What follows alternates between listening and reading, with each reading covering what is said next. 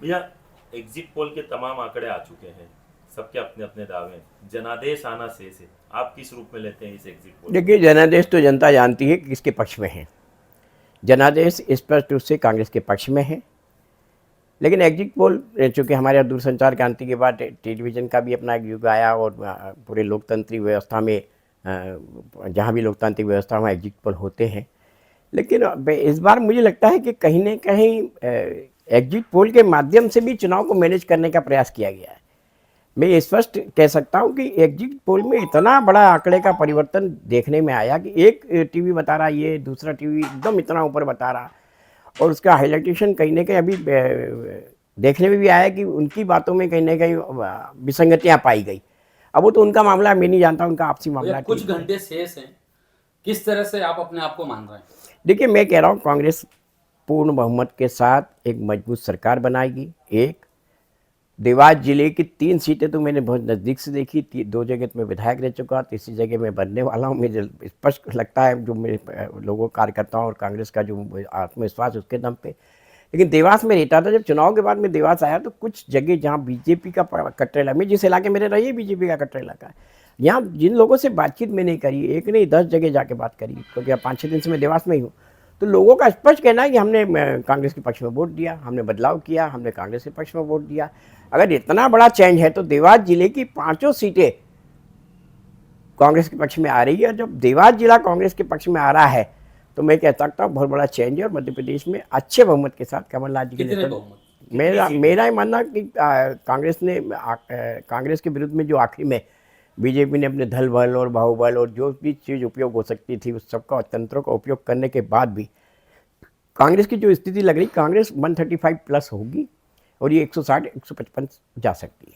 यदि कांग्रेस सरकार बनती तो तय है मंत्री बनेंगे? नहीं, देखिए, ये तो कांग्रेस का नेतृत्व का वो है, लेकिन मैं कांग्रेस में विश्वास रखता हूँ, कांग्रेस के लिए मजबूती से काम करूँ। अगर कांग्रेस सरकार बनती है तो मुख्यमंत्री कौन चेहरा होगा? नहीं, वो तो कमलनाथ जी का स्पष्ट है। कांग्रेस ने कमलनाथ जी का चेहरा लेकर चुनाव लड़ा है। कमलनाथ जी हमारे मुख्यमंत्री बनेंगे। एक विजन वाला व्यक्ति जिसने 15 महीने में मध्य प्रदेश को थोड़ा बहुत पटरी में लाने की कोशिश की थी, और आज भी उनके जो वचन हैं उन वचन को देखे तो उन्होंने किसान को लिया, उन्होंने नारी सम्मान के साथ नारी स्त्री को लिया, बच्चों को पढ़ाई योजना।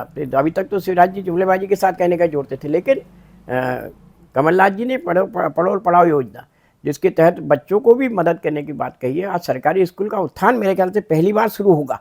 नहीं तो बहुत से बच्चों पास कापियाँ नहीं होती, पेन नहीं होता, आने जाने की व्यवस्था नहीं होती, उसके कारण बच्चे छूट जाते। अभी मैंने बहुत सी जगह बच्चों से पूछा कि 8वीं के बाद स्कूल जाना क्यों बंद कर दिया? बोले हम यहाँ से 10 किलोमीटर जाना पड़ता, हमारा किराया इतना, हमारे माँ बाप मना कर देते। तो 8वीं के बाद बच्चे स्कूल ड्रॉप कर रहे हैं। अगर ये व्यवस्था लागू होती तो निश्चित रूप से मुझे लगता है कि शिक्षा के क्षेत्र में एक बहुत बड़ी क्रांति मध्य प्रदेश में होगी। एग्जिट पोल के आंकड़े आने के बाद भी उत्साह या मनोबल बरकरार है कांग्रेस का? नहीं, देखिए, कांग्रेस का कार्यकर्ता जो मजबूती से डटा था, जिसने फील्ड में देखा है काम, उसे अपने आत्मविश्वास में कोई कमी नहीं है। लेकिन मैंने जैसे पहले कहा कि कहीं न कहीं प्रशासन तंत्र को जो अधिकारी लोग थे उनका स्वाभाविक रूप से झुकाव इस बार बीजेपी के विरुद्ध था, 2-3 कारणों से। एक तो बीजेपी कार्यकर्ताओं के कार्यकलापों के कारण से, दूसरा ओल्ड पेंशन स्कीम हमने लागू करने की बात कही थी, तीसरा अभी तक जिन अस्थायी कर्मचारियों को स्थायी करने के बाद शिवराज जी लगातार करते आए, वो चाहे शिक्षक हो, चाहे संविदा कर्मी हो, चाहे हमारे दूसरे कर्मी, सबको करने के लिए तो सबके सब कहने के व्यथित और कुंठित थे, और उन्होंने इस व्यथा को कहीं न कहीं वोट के साथ साथ अपने समर्थन के साथ कांग्रेस के साथ दिया था। तो ऐसा लगता है कि कहीं काउंटिंग में भी इनका साथ उनके साथ नहीं मिल जाए और थोड़ा सा झुकाव हल्का सा उधर हो जाए। तो मुझे लगता है कि हल्के से हेरफेर वाली सीटों को हेरफेर करने के लिए, मनोवैज्ञानिक दबाव के लिए कुछ चैनलों को मैनेज किया गया। मैं स्पष्ट रूप से कह सकता हूँ चैनल मैनेज हुए हैं, और मैनेज में आधार पर कहा है, क्योंकि 167 सीटें दिखाने वाला चैनल अगर 167 के नज़दीक नहीं, मैं तो कह रहा हूँ उसे 30-40 सीटों के नज़दीक भी पहुँचेगा तो मैं उसके विश्वसनीयता को मानूंगा, लेकिन वो विश्वसनीयता है नहीं।